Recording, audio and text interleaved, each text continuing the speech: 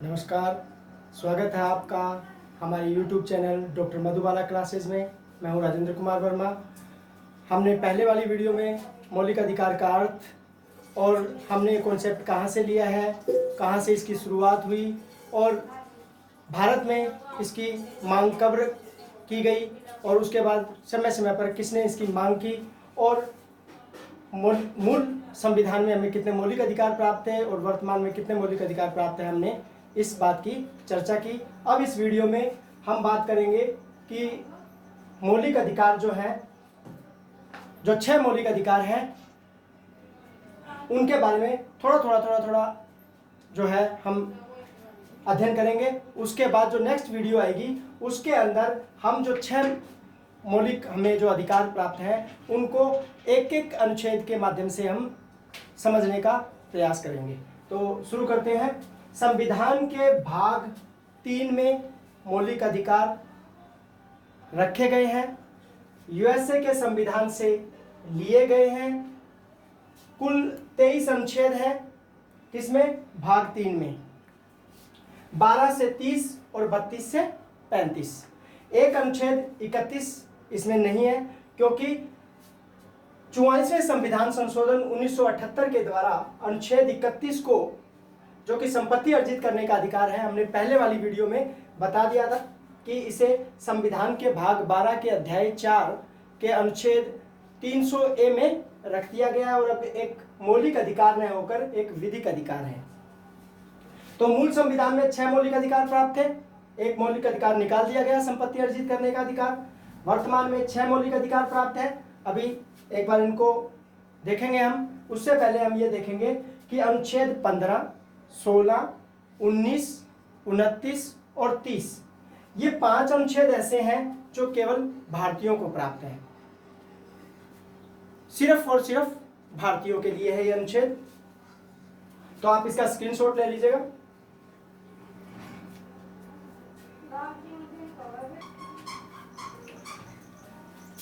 अनुच्छेद 12 और 13 अलग से है। अनुच्छेद 12 में राज्य की परिभाषा दी गई है और अनुच्छेद 13 जो है उसमें मूल अधिकारों से असंगत या उनका अल्पीकरण करने वाली विधियां, अर्थात जो संविधान से पूर्व की विधियां हैं या संविधान के अंदर जो मूल अधिकार दिए गए हैं उनका संसद द्वारा निर्मित कानून और कार्यपालिका द्वारा जारी जो अध्यादेश है, अगर वो मूल अधिकारों का अल्पीकरण करते हैं तो वो वहां तक अवैध घोषित कर दिए जाएंगे। फिर है हमारा पहला मौलिक अधिकार, समानता का अधिकार, अनुच्छेद 14 से 18। अनुच्छेद 14 कानून के समक्ष समानता। इनका व्यापक रूप से अध्ययन हम जो है अगली वीडियो में करेंगे। एक अनुच्छेद हर वीडियो में हम लेंगे और उसकी व्याख्या करेंगे। अनुच्छेद 15 धर्म, मूलवंश, जाति, लिंग या जन्म स्थान के आधार पर विभेद का प्रतिषेध, अर्थात सामाजिक समानता। अगर कई बार पेपर में पूछ लिया जाता है कि सामाजिक समानता से संबंधित कौन सा अनुच्छेद है, तो अनुच्छेद 15। अनुच्छेद 16 लोक नियोजन के विषय में अवसर की समानता, अर्थात सरकारी जो नौकरियां हैं उनके अंदर अवसर की समानता। यह क्वेश्चन भी कई बार पूछ लिया जाता है कि अनुच्छेद अवसर की समानता कौन से अनुच्छेद से संबंधित है, तो 16। फिर है अनुच्छेद 17 अस्पृश्यता का अंत, अर्थात छुआछूत का अंत। फिर है अनुच्छेद 18 उपाधियों का अंत। तो यह है हमारा समानता का अधिकार, हमारा पहला अधिकार, जिसमें 5 अनुच्छेद हैं, अनुच्छेद 14, 15, 16, 17 और 18। आप इसका स्क्रीनशॉट ले लो। दूसरा मौलिक अधिकार, स्वतंत्रता का अधिकार, अनुच्छेद 19 से 22। अनुच्छेद 19 वाक स्वतंत्रता आदि विषय कुछ अधिकारों का संरक्षण, इसे भी डिटेल में करेंगे। इसमें 6 स्वतंत्रताएं हैं। फिर है अनुच्छेद 20 अपराधों के लिए 2 सिद्धि के विषय में संरक्षण, इसके ऊपर भी डिटेल से एक वीडियो बनाएंगे। अनुच्छेद 21 प्राण एवं दैहिक स्वतंत्रता का संरक्षण, अनुच्छेद 21A ये बाद में जोड़ा गया। 86वां संविधान संशोधन अधिनियम 2002 के द्वारा इस अनुच्छेद को जोड़ा गया है, शिक्षा का अधिकार। अनुच्छेद 22 कुछ दशाओं में गिरफ्तारी और निरोध से संरक्षण। तो ये हमारा दूसरा मौलिक अधिकार है, स्वतंत्रता का अधिकार, जो अनुच्छेद 19 से 22 तक है। आप इसका स्क्रीनशॉट ले लीजिएगा।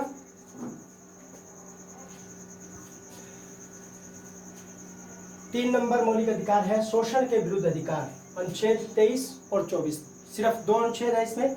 अनुच्छेद 23 मानव के दुर्व्यापार और बलात्श्रम का प्रतिषेध। बलात्श्रम यानी जबरदस्ती जब किसी से काम लिया जाता है तो उसका प्रतिषेध किया गया है। अनुच्छेद 24 कारखानों आदि में बालकों के नियोजन का प्रतिषेध। जो जोखिमपूर्ण काम है उनके अंदर बालकों को काम नहीं करवाया जा सकता। जहां जोखिम नहीं है जिन कारखानों में, वहां मालिक की शर्त पर बच्चों से काम करवा सकता है कि वो उनसे 4 से 6 घंटे तक ही काम करवाएगा और प्रत्येक दिन उससे 2 घंटे के लिए उसकी शिक्षा की व्यवस्था करेगा, तब वो बच्चों से काम करवा सकता है, और वो भी जहां जोखिम नहीं है। आप इसका स्क्रीनशॉट लीजिए। उसके बाद 4 नंबर जो है वो हम करेंगे मौलिक अधिकार हमारे।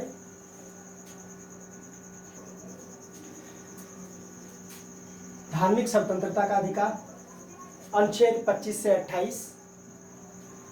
अनुच्छेद 25 अंतःकरण की स्वतंत्रता। अनुच्छेद 26 धार्मिक कार्यों के प्रबंध की स्वतंत्रता। अनुच्छेद 27 किसी विशिष्ट धर्म की अभिवृद्धि के लिए करों के संदाय के बारे में स्वतंत्रता।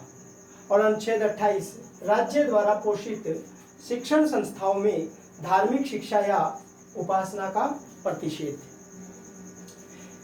ये हमारा चौथा मौलिक अधिकार जो कि धार्मिक स्वतंत्रता का अधिकार है, जिसमें 25 से 28 तक अनुच्छेद है, और जिसमें अंतःकरण की स्वतंत्रता, धार्मिक कार्यों के प्रबंध की स्वतंत्रता, किसी विशिष्ट धर्म के वृद्धि के लिए करों के संदाय के बारे में स्वतंत्रता, राज्य द्वारा पोषित जो शिक्षण संस्थाएं हैं उनमें धार्मिक शिक्षा और उपासना का प्रतिषेध है।